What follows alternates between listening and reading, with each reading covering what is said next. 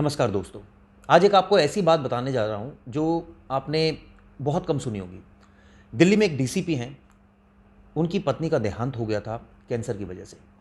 उसके बाद उन्होंने एक तरफ परिवार के लिए सेटबैक था, उनके लिए सेटबैक था, लेकिन उन्होंने हार नहीं मानी और इस सेटबैक को दूर करने के लिए कैंसर के खिलाफ एक मुहिम चलाई। हमारे साथ हैं डीसीपी जितेंद्र मणि जी, मेट्रो के डीसीपी हैं, लेकिन ये मेट्रो की यूनिट का काम करने के अलावा सोशल वर्क भी करते हैं और ख़ासकर अगर बात करूं तो कैंसर के खिलाफ काफ़ी मुहिम इन्होंने चलाई है, काफ़ी लोगों का भला भी किया है। जितेंद्र जी के 2 बच्चे हैं, बेटा 10th में है, बेटी 8th में है। जितेंद्र जी से ही बात करते हैं। सर, बहुत टफ होता है ये सब सिचुएशन, क्योंकि ये तो मतलब पर्सनल लॉस के साथ साथ इमोशनली बंदा शैटर्ड हो जाता है और उससे ओवरकम करके और इस मुहिम में लगना, ये अपने आप में बहुत बड़ी बात होती है। जी बिल्कुल सही है। परेशानियां जब बढ़ती हैं तो जैसा मैं 2 लाइनें कहना चाहूँगा कि मैं अपने स्टाफ को ब्रीफ करता हूँ कि संवेदना का स्तर आदमी का ऐसा होना चाहिए इंसान का कि खुदा मेरी आँखों को दे दे समंदर, फ़कत आंसुओं से न मेरा गुजारा, और कहीं कोई बेबस बहाता है आंसू, यहाँ भीग जाता है दामन हमारा। तो हमारा दामन कुछ ऐसा होना चाहिए कि अगर कोई दुख में है, पीड़ा में है, तो उसकी संवेदना को हम महसूस करें। तो कुछ ऐसा ही मैंने किया जब मैंने अथाह दर्द का एक मतलब समंदर पार किया मैंने। तो मैंने कोशिश की कि इसके बाद जो इस तरह के लोग हों जिनकी समस्याएं हैं, मुझे पूरे इंडिया से फ़ोन आते रहते हैं। मैंने अपने उस पर व्हाट्सएप पे, फेसबुक पे, हर जगह अपना नंबर भी शेयर कर रखा है, ट्विटर पे भी डाल रखा है कि अगर किसी को ज़रूरत है, जैसे किसी डॉक्टर से अपॉइंटमेंट दिलवानी है, कहीं एडमिट कराना है, तो कोई इस तरह की चीज़ें हैं या कोई और गाइडेंस दिलानी है, तो तमाम लोगों को मैं हेल्प करता रहता हूँ। और ऑनलाइन यहाँ आते हैं तो थोड़ा सा जैसे किसी को एम्स तक पहुँचवाना है या कोई इस तरह की चीज़ करनी है, तो छोटा मोटा उनको मदद करके मुझे बड़ी खुशी मिलती है कि अगर किसी की थोड़ा इलाज टाइम से हो जाए, क्योंकि मुझे पता है कि समय से इलाज होना कैंसर में बड़ा मायने रखता है। अगर किसी का इलाज जरा भी लेट होता है तो ये कैंसर फैल जाता है, फिर उसका इलाज नहीं हो पाता। तो मैं कोशिश करता हूँ कि समय से हो जाए, उनको सही डॉक्टर की सलाह मिल जाए, और इसमें मैं सबकी मदद करता हूँ। सर, मैं ये सवाल पूछना नहीं चाह रहा था, लेकिन मैं इसलिए पूछना चाह रहा था ताकि दर्शकों को भी पता चले किन परिस्थितियों में आपकी पत्नी का देहांत हुआ, कब पता लगा, कैसे हुआ सब? ये 2015 में मैं बताना चाहूँगा, इनको अगस्त में ये डिटेक्ट हुआ था। और पहले ये ब्रेस्ट कैंसर था, लेकिन बाद में ये फ्लेयर करके ब्रेन में चला गया और करीब 3 साल तक इलाज कराया हमने एम्स में। 2018 में उनका जनवरी में देहांत हो गया था ब्रेन कैंसर से। तो उस वक्त सर आपने तो टाइम से ही कराया होगा इलाज, तो आखिर ऐसी कौन सी परिस्थिति पैदा हो गई थी? देखिए, पता चलने के बाद तो आदमी टाइम से ही कराता है, कई बार डिटेक्शन में लेट हो जाता है। तो डिटेक्शन में थोड़ा लेट हो गया था, मे भी थोड़ा फ्लेयर तो कर गया था वो, और इस वजह से वो कंट्रोल नहीं हो पाया और ब्रेन में चला गया, पास कर गया। और ब्रेन कैंसर के बाद थोड़ी सी परेशानियां बढ़ जाती हैं और वो फिर ट्रीट नहीं हो पाया वो। तो बड़ा टफ रहा होगा उस वक्त। मैं पर्सनली मतलब मैं इसको, क्योंकि घर में अगर किसी की भी डेथ होती है तो बहुत दुख एक होता है, तो बड़ा आपके लिए टफ रहा होगा। कविता लिखी थी, मैं ये भी सुनाना चाहूँगा कि दर्द के दरिया में जब पहला कदम मेरा पड़ा, दर्द का मैं दर्द सह के दर्द से ही रो पड़ा, दर्द में हमदर्द कोई हो जो बांटे दर्द को, दर्द का प्याला अकेले दर्द में मैं पी गया, दर्द बढ़ता जा रहा था, दर्द को सहना पड़ा, और दर्द से बचने की खातिर दर्द से लड़ना पड़ा, और दर्द तो बेदर्द था, वो दर्द को क्या जानता, दर्द ही हावी रहा, हर दर्द पे मैं रो पड़ा। तो मैं बताना चाहूँगा, अभी आज बात कर रहे हैं आप, हमारे एक रिश्तेदार, आज भी उनका ट्रीटमेंट, भी सर्जरी चल रही, ब्रेन सर्जरी चल रही है। अभी यूपी से आए हुए हैं और गंगाराम में उनके ब्रेन कैंसर डिटेक्ट उनको हुआ था, तो मैंने बहुत जल्दी में उनका अरेंजमेंट कराया और आज उनकी सर्जरी चल रही है। मैं यहाँ से वहीं जाऊँगा अभी। तो मैं बताना चाहूँगा, इस तरह चीज़ें अपना मैं कोशिश करता हूँ कि जिसकी मदद हो सके, जितनी हो सके की जाए, कि कम से कम जानकारी होने के बाद यथासंभव उनका इलाज मिल जाए और ईश्वर कृपा करे उनका अगर ट्रीटमेंट हो जाए तो अच्छी बात है।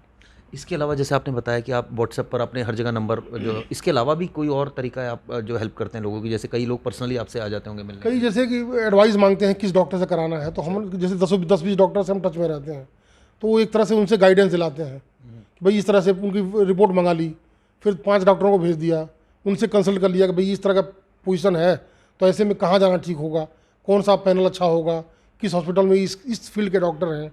मान लीजिए कहीं ब्रेन सर्जरी है या कहीं पे किसी को पैर में है या किसी जहाँ पे है, उस हिसाब से कहाँ उनका ट्रीटमेंट अच्छा होगा। तो ये उनको कंसल्टेशन हम दिलाते हैं डॉक्टर्स से, और सबसे मैं टच में रहता हूँ उनसे। मैंने एक तरह से हमने 15-20 डॉक्टरों के टच में हूँ मैं, जो कैंसर के डॉक्टर हैं, डिफरेंट हॉस्पिटल में हैं, और उनसे बात करके एम्स के डॉक्टर, अच्छे अच्छे डॉक्टर जो सीनियर्स हैं, तो उनकी थ्रू मैं उनकी हेल्प कराता हूँ, उनको भर्ती कराता हूँ, उनको इलाज करवाता हूँ। सर आपने बताया 3 साल आपकी वाइफ का ट्रीटमेंट चला, तो वो अंतिम बातें आप कुछ बताना चाहेंगे जो आपने शेयर की अपनी वाइफ से जब वो इस पीड़ा में थी? वो क्या आपको बोल कर गई और क्या आपने उनसे सीखा? देखिए, इन मेन पर, चीज़ पर, इन परिस्थितियों से क्या सीखा यही कि वही हर आदमी, देखिए हर इंसान को जीने की इच्छा होती है, और परिस्थितियाँ विकट जब होती हैं तो वो कुल मिला के यही लगा कि वो जो कह रहा हूँ, जो एम्स में लास्ट दिनों में जब मैंने देखा तो मुझे ये लगा कि ऐसे किसी व्यक्ति को अगर एक भी आदमी का इलाज मैं करा पाता हूँ तो उनके लिए एक सच्ची श्रद्धांजलि होगी। और इसीलिए मैं जरा भी किसी की बात होती है, रात में 12 बजे कोई फ़ोन करे तो मैं उसे रिसीव करता हूँ और कोशिश करता हूँ उसमें वो हो। कुछ मैं अपना खाना वाना खिलाने का भी प्रोग्राम करता हूँ, जैसे बच्चों को ले जाता हूँ वहाँ पे बांटता हूँ, ये सब भी काम करता हूँ, इनिशिएटिव करता हूँ। कुछ एम्स के सामने अपना कुछ स्टॉल लगा दिया या कुछ उनको भंडारा लगा के खिला दिया, ये सब भी काम करते रहते हैं। लेकिन मेन चीज़ ये है कि उनको प्रॉपर लाइजनिंग कराने का जो काम होता है, क्योंकि दिल्ली में बड़ी दिक्कत है। अभी मैं बता रहा हूँ, गंगाराम में आपको बताऊँ कि मैं इतना भीड़ थी कि यहाँ रूम नहीं मिल रहा था। बड़े मुश्किल से काफ़ी सिफारिश करके इनको रूम दिलवाया, और आज उनकी सर्जरी हो रही है। तो इस तरह की चीज़ें जो आती हैं, एडमिनिस्ट्रेटिव दिक्कतें आती हैं, उनमें हमारा इंटरवीन करना उनको काफ़ी हेल्पफुल होता है। कई बार उनको रिबेट करा देते हैं, कोई प्राइवेट हॉस्पिटल है तो वो उसमें कर देते हैं। कई बार फाइनेंशियल कंट्रीब्यूशन भी कर देते हैं अगर कोई बहुत ज़रूरतमंद होता है तो इस तरह से करके मदद के कई तरीके हैं और वो करते रहते हैं। लेकिन बड़ी शांति मिलती है, और किसी एक का भी अगर फ़ायदा मिल जाए तो लगता है कि चलिए ठीक है, हमने किसी के लिए भला किया। तो देखिए दोस्तों, एक ऐसे डीसीपी भी हैं दिल्ली में जो एक तरह से ऐसे इनिशिएटिव कर रहे हैं, कैंसर पेशेंट्स के लिए मुहिम चला रखी है उन्होंने, और इस तरह की जो अगर काम कोई कर रहा है तो इसको मतलब ये कहा जा सकता है कि ये बेस्ट काम है। और मैं ये भी सजेशन आप लोगों से कहूँगा, अगर आपको भी कोई दिक्कत हो तो जितेंद्र मणि जी को आप फ़ोन कर सकते हैं। सर फ़ोन कॉल्स ज़्यादा आ जाएगी अगर कोई नहीं, देखिए ज़रूरतमंद है, जितना हो सका करेंगे, बिल्कुल क्यों नहीं, ज़रूरत है। हम कोशिश करेंगे, अपना स्टाफ भेज देते हैं। कभी कोई लोकल, जैसे हमारा वहाँ का थाना है, वहाँ किसी स्टाफ को भेज दिया, थोड़ा सा इनको लाइन लगवा दो, थोड़ा इनको डॉक्टर से मिलवा दो, तो छोटी मोटी हेल्प ही उनके लिए बहुत बड़ी हेल्प हो जाती है। जो बाहर से आदमी आया है वो घूमता रहता है, इधर उधर चक्कर काटता रहता है। जैसे एम्स में है हमारे, वहाँ पता होगा आपको, एकपाल सिंह जी हैं वहाँ पे, बहुत पुराने, तो उनको फ़ोन कर दिया, उन्होंने कुछ नंबर लगवा। तो छोटी मोटी जिस तरह की जितनी हेल्प हो तो, लेकिन एक स्टेप भी अगर बढ़ गया उसका तो उसको लगता है कि चलिए हमारे लिए कुछ फ़ायदा हो गया। तो एक कहते ना, एक पत्थर तो उछाले आदमी कम से कम, कहते ना कि कौन कहता है कि आसमान में सुराग नहीं हो सकता। क्या बात है, क्या कभी तबीयत से एक पत्थर तो उछालो यारो, तो वही बात है कि एक प्रयास है। ऐसे सब लोग करें तो लोगों की मदद होगी, लोगों का इलाज होगा, तो अच्छा काम होगा। आपसे ये भी जानना चाहूँगा, आप शायरी भी बहुत करते हैं, कविताएं भी आपने लिखी हैं, ये आपका एक शौक है, कुछ ऐसी बढ़िया सी मोटिवेशनल कुछ आप सुनाना चाहें तो? मोटिवेशनल मैं सुनाना चाहूँगा, जैसे अगर आदमी अपनी ऊर्जा को, ऊष्मा को महसूस करे, तो एक लाइन है बड़ी अच्छी पसंद है मुझे कि पाँवों में जमी सर पे आसमान लिए हूँ, सीने में दहकता हुआ तूफान लिए हूँ, अब मुझको नहीं रोकेंगी ये कमज़ोर बिजलियाँ, सूरज के बराबर का तापमान लिए हूँ। तो उत्साह में यही कहना चाहूँगा, किसी की लाइनें हैं कि अब टूट गिरी हैं जंजीरें, अब जिंदानों की खैर नहीं, जो दरिया झूम के उठे हैं तिनको से न टाले जाएंगे, बढ़ते भी चलो चढ़ते भी चलो, बाजू भी बहुत और सर भी बहुत, चलते भी चलो कि अब डेरे मंजिल पे ही डाले जाएंगे। तो ये मनोभावना, ये उत्साह के साथ काम करना चाहिए दोस्तों, और लोगों की मदद करें, लोगों के काम आए, यही इंसानियत की ज़िंदगी है, और यही बहुत बड़ा पैगाम है हमारा, यही उद्देश्य। देखिए, आपने देखा जितेंद्र मणि किस तरह से न सिर्फ कैंसर पेशेंट्स के लिए काम कर रहे हैं, और एक तरह से कहा जाए एक बहुत अच्छा मुहिम चला रहे हैं लगातार, अपने यूनिट के लिए भी वो बेहतर काम कर रहे हैं, और खासकर जो कैंसर पेशेंट्स के लिए कर रहे हैं वो अपने आप में काबिल तारीफ है। कैमरामैन वाहिद के साथ चिराग गोटी, क्राइम रिपोर्टर।